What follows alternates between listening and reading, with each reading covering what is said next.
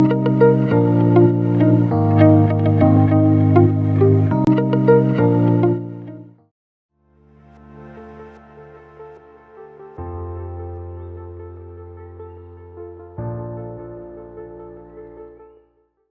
evening, everyone. Am I audible? Good evening, ma'am. Yes, ma'am, you are audible. You can share your PPT, then we'll be starting.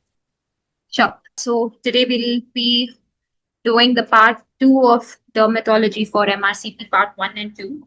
So I've divided topics into 4 classes. So today also we will be going into major topics that are very much important for your exam. Okay. So let's start from pompholyx. So pompholyx is nothing but a type of eczema, and it affects both the hand and the feet. If it affects only the hand, then it's called chiropompholyx, and if it affects only the feet, it's called pedopompholyx. The other term that is used for pompholyx is nothing but dyshydrotic eczema. So always remember, pompholyx is also called dyshydrotic eczema. In your exam, you can have questions where they mention it as either pompholyx or dyshydrotic eczema. All right. So what are the features of pompholyx? So it can have small blisters on both the palms and the soles, and they're usually itchy and pruritic. Sometimes the patients might have burning sensation as well. And once the blisters rupture, the skin may become dry and it might have a cracked and dehydrated appearance.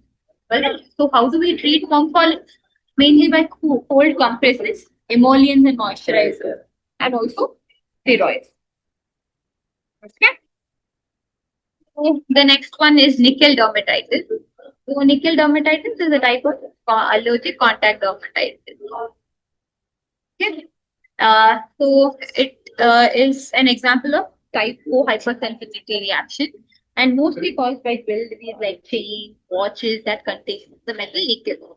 And how do we diagnose it? It is mainly by skin patch test. So they do not go much into this nickel dermatitis in your exams. The main question that they might ask you is what kind of a reaction it is. So it's the type 4 hypersensitivity reaction.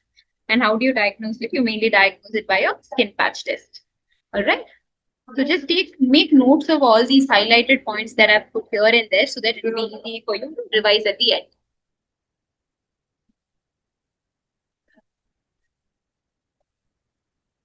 Yeah. Next topic is erythema of ignis. So it is a skin disorder that is caused by exposure to infrared radiation. And how does it classically present? It presents in front of the lid due to the patient sitting too close to a fire or a heater, which radiates infrared radiation. And it may also arise as a response to chronic hot water bottle use. So patients might be using, hot packs that very frequently that it might emit infrared radiation and cause a skin disorder called erythema of ignis.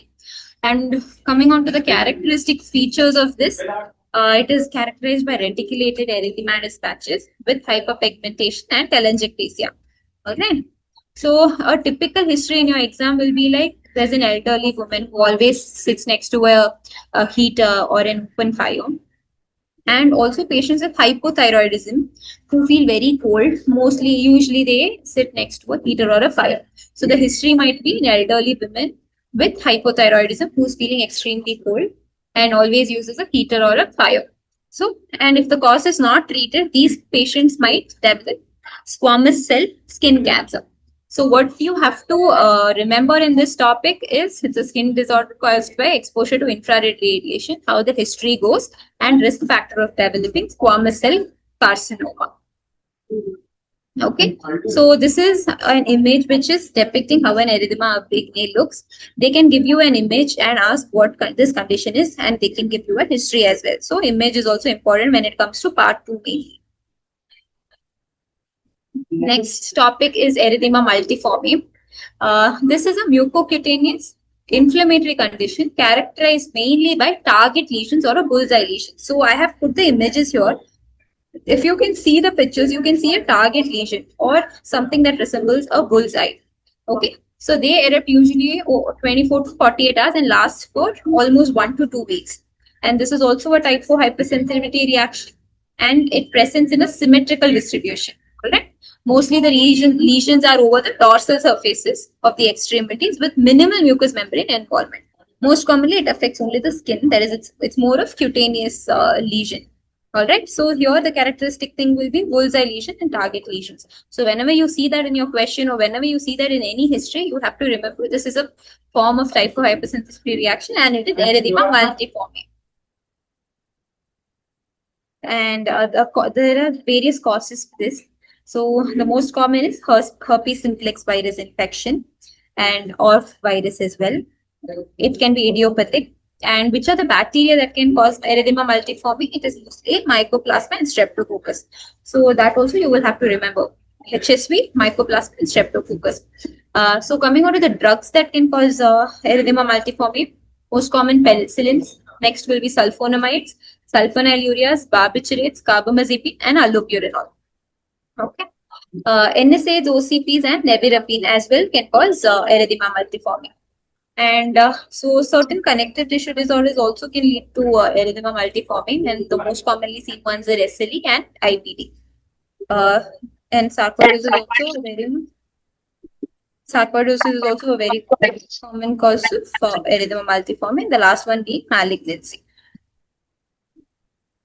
So how do we classify these lesions? They can be classified as erythema multiforme minor or erythema multiforme major. Okay, so minor is when the body surface is less than 10%. Okay, it typically occurs as target lesions or raised erythematous papules with acral distribution without the involvement of any mucosal sites.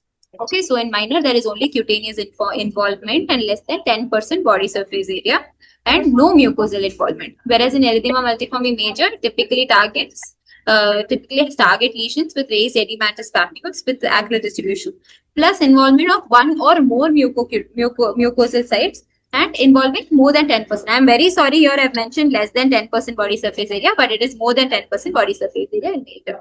Okay, so major will have mucosal involvement as well as body surface areas more than 10%. So as I mentioned earlier, the is a target lesion or a bullseye lesion. Initially seen on the back of the hands or feet, spreading to the torso. So it starts from the limbs and spreads upwards. Upper limbs are more commonly affected than lower limbs. Pruritus or itching is occasionally seen and very, very mild in these conditions. And if the symptoms are very severe and involves blistering and mucosal involvement, then it is known as Stevens-Johnson syndrome, which is another important condition for your exams. We'll discuss that next. So what is the treatment for erythema multiforme? Usually it involves supportive care and treatment of the underlying condition or infection, whatever is involved. Prognosis, it is usually if the disease is mild, and in cases of erythema multiforme minor, it is self-limiting, and the lesions usually heal within 2 to 3 weeks without any scarring. Okay.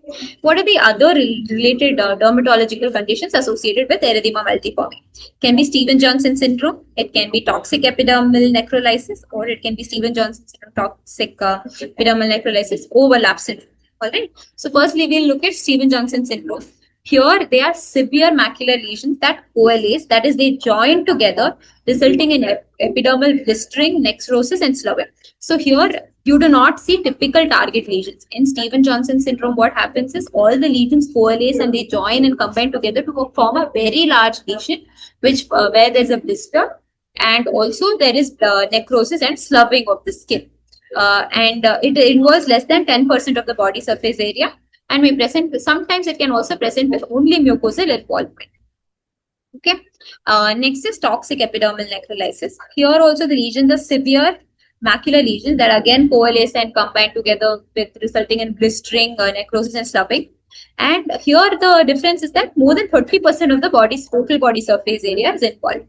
When there is overlap between Stevens-Johnson and toxic epidermal necrolysis, the lesions can vary anywhere between 10 to 30%.